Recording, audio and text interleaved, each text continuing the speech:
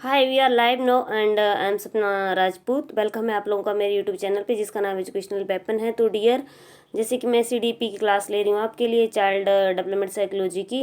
उसमें आपका first chapter है ये, उसका क्वेश्चंस हैं। तो चलिए डियर, जल्दी जल्दी आ जाइए, आज की क्लास स्टार्ट करते हैं। हाँ, निम्नलिखित में से कौन सी बहुबुद्धि सिद्धांत की आलोचना है? मतलब बहुबुद्धि सिद्धांत की आलोचना कौन सी है? बहुबुद्धि केवल प्रतिभाएं हैं जो पूर्ण रूप से बुद्धि में विद्यमान रहती हैं। बहुबुद्धिक शिक्षार्थियों को अपने रुझान को खोजने में मदद उपलब्ध कराती है। यह व्यावहारिक बुद्धि पर आवश्यकता से अधिक बल देती है। यह अनुभाविक साक्ष्यों को बिल्कुल भी समर्थन नहीं दे सकता। हाँ जी, बताइए क्या आएगा, बताइए। बोल रहा है कि इनमें से बहुबुद्धि सिद्धांत की आलोचना कौन सी है? बताओ बताओ, शाबाश। हाँ, निम्नलिखित में से कौन से बहुबुद्धि सिद्धांत की आलोचना है? हाँ, तो जिसने वन को टिक किया है ना, उसका एकदम सही है। बहुबुद्धि केवल प्रतिभाएं। हाँ, बहुबुद्धि जो है वो बुद्धि जो है, इंटेलिजेंस जो है वो एक प्रतिभा है जो पूरे रूप से बुद्धि में ही विद्यमान रहती है। जो हम, हाँ, पूरे तरीके से जो हमारी बुद्धि है उसी के अंदर रहती है। हाँ, तो जिसने वन को किया टिक किया उसका एकदम करेक्ट है। क्वेश्चन 2, मानव बुद्धि एवं विकास की समझ शिक्षक डैश को योग्य बनाती है? हाँ जी, बताइए। मानव बुद्धि एवं विकास की समझ शिक्षक डैश को योग्य बनाती है। बताओ। निष्पक्ष रूप से आपके पास 4 ऑप्शन दिए हुए। निष्पक्ष रूप से अपने शिक्षण अभ्यास। नंबर 2 है शिक्षण के समय शिक्षार्थियों के संवेगों पर नियंत्रण बनाए रखने। नंबर 3 है विविध शिक्षार्थियों के शिक्षण के बारे में स्पष्टता। नंबर 4 है शिक्षार्थियों को यह बताने के लिए कि वे अपने जीवन को कैसे सुधार सकते हैं। हाँ जी, बताइए, शाबाश। बताओ बताओ। ये बोल रहा है कि मानव बुद्धि विकास की समझ शिक्षक डैश को योग्य बनाती है। मतलब टीचर को किसके योग्य बनाती है? बताइए। निष्पक्ष रूप से अपने शिक्षण अभ्यास, तो ये भी गलत है। निष्पक्ष रूप से अपने अपने शिक्षा अभ्यास के लिए नहीं बनाती है, वो सारी चीज़ों के योग्य बनाती है। अगर आप एक टीचर हो तो आप सारी चीज़ें कर सकते हो ना, सब चीज़ों को सॉल्व कर सकते हो। हाँ, अपने शिक्षण के लिए नहीं, मतलब वो सारी चीज़ों को फिर सॉल्व कर सकते हैं, सब लोगों की प्रॉब्लम को सॉल्व कर सकते हैं। शिक्षण के समय शिक्षार्थियों के संवेगों में नियंत्रण बनाए रखना, या फिर शिक्षण के समय शिक्षार्थियों के संवेगों पर ही नियंत्रण नहीं रख सकते बल्कि वो और चीज़ों पर भी कंट्रोल रखते हैं। हाँ, और 4 है आपको शिक्षार्थियों को बताने के लिए कि वे अपने जीवन को कैसे सुधार सकते हैं। हाँ, तो शिक्षार्थियों को यह बताने, मतलब स्टूडेंट्स को यह बताने के लिए कि वो अपने जीवन को कैसे सुधार सकते हैं। नहीं, देखिए, एक टीचर है ना, तो वो क्या करेगा? विविध शिक्षार्थियों के शिक्षण के बारे में स्पष्टता। हाँ, मतलब विविध विविध का मतलब है अलग अलग तरह के जो स्टूडेंट हैं। कई स्टूडेंट्स ऐसे हैं जो बहुत इंटेलिजेंट भी होते हैं, कई स्टूडेंट्स होते हैं जो वीक होते हैं, कई स्टूडेंट्स ऐसे मीडियम टाइप के होते हैं। तो विविध मतलब सारे अलग अलग टाइप के स्टूडेंट्स के शिक्षण के बारे में, उनको जो उनकी प्रॉब्लम्स है टीचिंग की, उनको स्पष्ट करने के लिए, उनको क्लियर करने के लिए जो है वो टीचर को योग्य बनाती है। हाँ, तो उसने जिसने 3 पे लॉक करा है उसका एकदम करेक्ट है। चलिए, अगला क्वेश्चन 3 है संकल्पनाओं की व्यवस्थित प्रस्तुति विकास के निम्नलिखित किन सिद्धांतों के साथ संबंधित हो सकती है? हाँ, संकल्पनाओं की व्यवस्थित प्रस्तुति विकास के निम्नलिखित किन सिद्धांतों के साथ संबंधित हो सकती है? हाँ, नंबर 1 है आपका विद्यार्थी भिन्न दरों पर विकसित होते हैं। नंबर 2 है विकास सापेक्ष रूप से क्रमिक होता है। 3 है विकास के परिणाम स्वरूप वृद्धि होती है। 4 है विकास विषम जातीयता से स्वायत्तता की ओर अग्रसर होता है। हाँ जी, बताइए, शाबाश। क्या बोल रहा है? संकल्पनाओं की व्यवस्थित प्रस्तुति विकास के निम्नलिखित किन सिद्धांतों के साथ संबंधित होती है? हाँ जी, बताइए, बताओ। हाँ, तो विद्यार्थी विभिन्न दरों पर विकसित होते हैं। विद्यार्थी जो है वो अलग अलग टाइप के, मतलब संकल्पनाएं जो होती हैं, हमारी इमेजिनेशन जो होती हैं, उनकी प्रस्तुति जो होती है वो किन सिद्धांतों के साथ रिलेटेड होती है? हाँ जी, बताइए। हाँ, 3 जो है विकास के परिणाम स्वरूप वृद्धि होती है, ये भी गलत है। विकास भी समझाइतेता से स्वायत्तता की ओर अग्रसर होता है, ये भी गलत है। हाँ, तो जिसने 2 को किया है ना उसका एकदम से विकास सापेक्ष रूप से क्रमिक होता है। हाँ, विकास विकास जो डेवलपमेंट जो है, हर एक इंसान की डेवलपमेंट जो है वो सापेक्ष रूप से क्रमिक क्रमिक होता है, मतलब धीरे धीरे होता है। ठीक है। हाँ, तो क्वेश्चन 4 है निम्नलिखित में से कौन सा विकास का सिद्धांत है? निम्न में से कौन सा विकास का डेवलपमेंट का सिद्धांत कौन सा है? विकास की सभी प्रक्रिया अंत संबंधित नहीं है। हाँ, विकास की सारी प्रक्रिया अंत संबंधित नहीं है। हाँ जी, और सभी की विकास दर समान नहीं होती है। सभी की विकास की जो डेवलपमेंट है वो एक समान नहीं होती है। हाँ, और 3 ये विकास हमेशा रेखीय होता है। हाँ जी, बताइए, विकास हमेशा रेखीय होता है, ये निरंतर चलने वाली प्रक्रिया नहीं है। बताइए, ये पूछ रहे विकास का कौन सा सिद्धांत है? हाँ, तो जिसने 2 को किया है ना उसका एकदम से, सभी की विकास दर समान नहीं होती है, सभी का डेवलपमेंट जो है वो एक समान नहीं होता, हर एक इंडिविजुअल का डेवलपमेंट जो है वो अलग अलग होता है, अलग अलग रो होता है। ठीक है। क्वेश्चन 5 बच्चे के विकास के सिद्धांतों को समझना शिक्षक की सहायता करता है। हाँ, बच्चे के विकास के सिद्धांतों को समझना शिक्षक की सहायता करता है। क्या सहायता करता है? शिक्षार्थी की आर्थिक पृष्ठभूमि को पहचानने में, शिक्षार्थियों को क्यों पढ़ाना चाहिए, औचित्य स्थापित करने में, या शिक्षार्थियों की भिन्न अधिगम शैलियों को प्रभावी रूप से संबोधित करने में, या शिक्षार्थी के सामाजिक स्तर को पहचानने में। हाँ बताओ। हाँ, जिसने 3 को किया है ना उसको एकदम करेक्ट है। शिक्षार्थियों की भिन्न अधिगम शैलियों को प्रभावी रूप से संबोधित करने में। हाँ वेरी गुड। अब अगला क्वेश्चन है, विकास सभी कभी न समाप्त होने वाली प्रक्रिया या विचार किससे संबंधित है, किससे रिलेटेड है कि डेवलपमेंट जो है वो कभी भी खत्म नहीं होने वाली एक प्रक्रिया है। बताओ। हाँ, निरंतरता का सिद्धांत है। निरंतरता का सिद्धांत कह सकें क्योंकि ये धीरे धीरे धीरे धीरे धीरे हमेशा लगातार होता रहता है, मतलब डेवलपमेंट जो है हमारी बॉडी का लगातार होता रहता है। हाँ, तो चलिए अगला क्वेश्चन है, क्वेश्चन 7।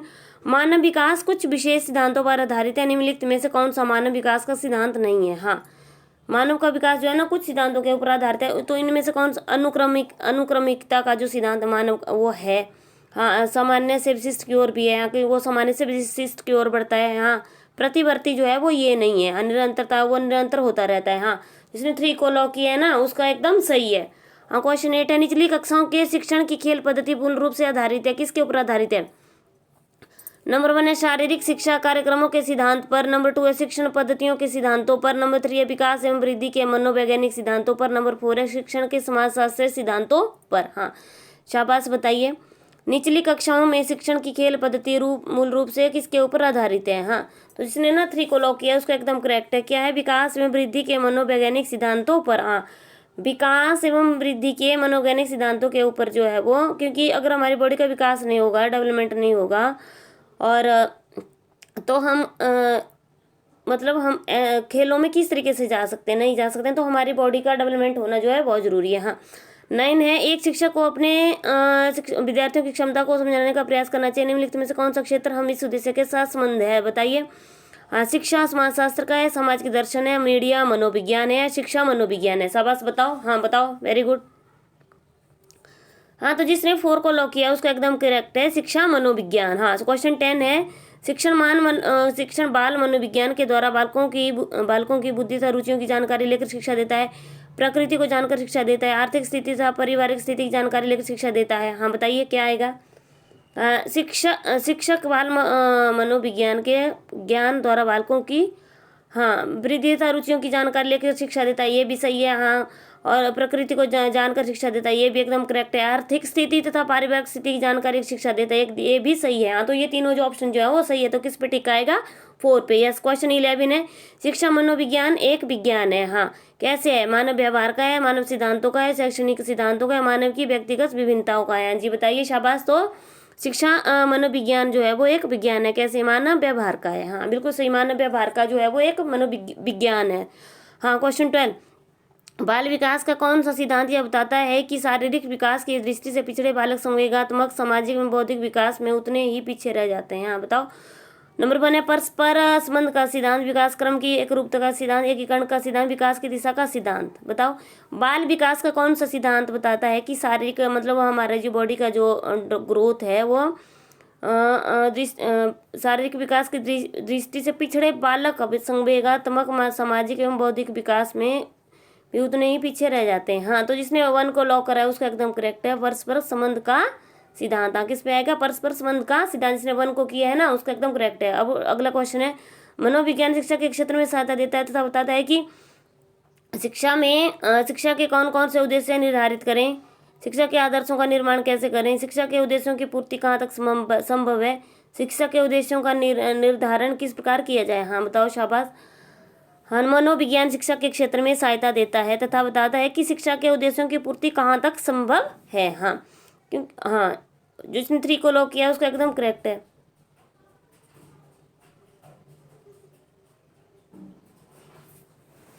हाँ, शाबाश। हाँ, शाबाश शाबाश, बताइए। हाँ जी, हाँ जी, अगला बताइए। शाबाश, बताओ, शाबाश, अगला बताओ। हाँ जी, बताओ। बाल विकास का कौन सा सिद्धांत बता? हाँ बिल्कुल सही है, बिल्कुल सही है, बिल्कुल सही है। हाँ जी, हाँ जी, मनोविज्ञान शिक्षा के क्षेत्र में सहायता देता था, यह बताता है कि शिक्षा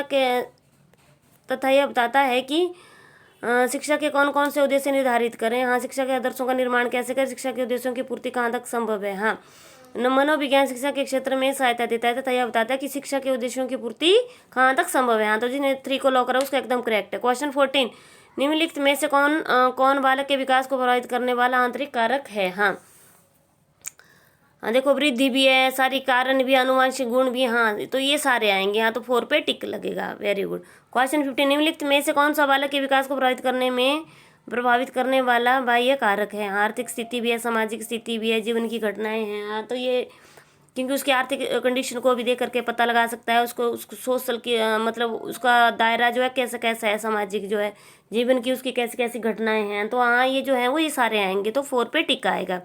निम्नलिखित में से किसका विकास अधिक होगा। हाँ, इनमें से किसका विकास ज़्यादा होगा। शारीरिक रूप से विकलांग बालक का, सामाजिक आर्थिक रूप से संपन्न बालक का, आर्थिक रूप से संपन्न बालक, उपरोक्त में से कोई नहीं। हाँ, किसका विकास ज़्यादा होगा। हाँ, तो जिसने 2 को किया है ना उसका एकदम सही है, सामाजिक आर्थिक रूप से संपन्न बालक का। हाँ, जो सामाजिक रूप से भी संपन्न है और आर्थिक रूप से भी संपन्न है उसका जो है वो विकास अधिक होगा। क्यों? क्योंकि उसको सारी फैसिलिटी मिल रही होंगी, उसको किसी भी चीज़ की कोई कमी नहीं होगी, तो उसका जो है वो विकास ज़्यादा होगा। तो हाँ, तो जिसमें 2 को लॉक करा है उसका एकदम करेक्ट है।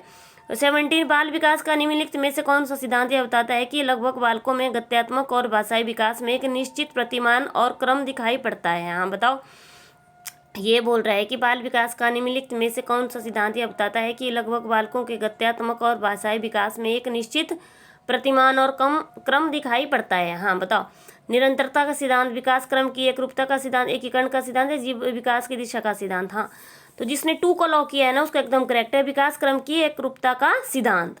हाँ, क्वेश्चन 18, बाल विकास के विभिन्न आयामों की जानकारी शिक्षकों के लिए क्यों आवश्यक है। हाँ, बाल विकास के आयामों की जानकारी टीचर्स के लिए क्यों आवश्यक है। क्यों?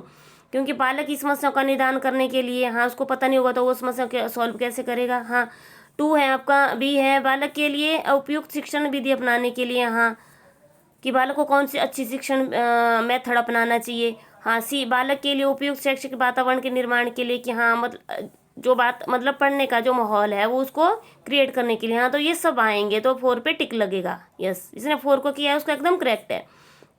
क्वेश्चन 19, बाल मनोविज्ञान में अध्ययन किया जाता है। हाँ, बाल मनोविज्ञान में क्या अध्ययन किया जाता है। बालक के जन्म से लेकर बाल्यावस्था तक का, बालक के जन्म से पूर्व गर्भावस्था से लेकर विशेष किशोरावस्था तक का, बालक के जन्म से लेकर प्रौढ़ावस्था का, बालक के जन्म से लेकर युवावस्था तक का। हाँ, तो 2 पे लॉक आएगा। बाल मनोविज्ञान में किसका मतलब किसकी स्टडी की जाती है। बालक के जन्म से लेकर पूर्व गर्भावस्था से लेकर किशोरावस्था तक। हाँ, जो हमारा साइकोलॉजी है उसमें किसकी स्टडी की जाती है। बालक के जन्म से पूर्व, पहले गर्भावस्था से लेकर किशोरावस्था तक। हाँ, जिसने 2 पे किया ना उसका एकदम करेक्ट है।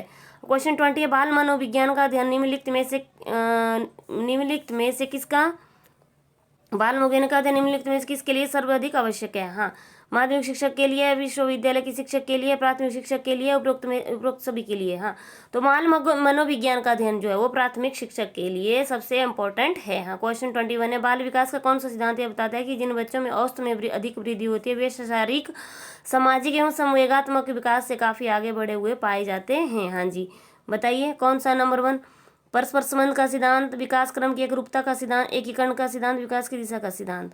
हाँ, तो जिसने 1 को लॉक किया उसका एकदम करेक्ट है, परस्पर संबंध का सिद्धांत। हाँ, अब अगला क्वेश्चन, निम्नलिखित में से किसे बाल मनोविज्ञान की उपयोगिता के अंतर्गत नहीं रखा जा सकता। किसको नहीं रखा जा सकता है। बालक के विषय के बारे में पूर्व कथन में सहायक, या बाल निर्देशन में सहायक, शिक्षण की आर्थिक प्रगति में सहायक, बालकों के व्यक्तिगत विकास को समझने में उपयोगी। हाँ जी, बताओ किसको इसके अंतर्गत नहीं रखा जा सकता। हाँ, शिक्षण की आर्थिक प्रगति में सहायक। हाँ, तो जिसने 3 को लॉक करा है उसका एकदम करेक्ट है।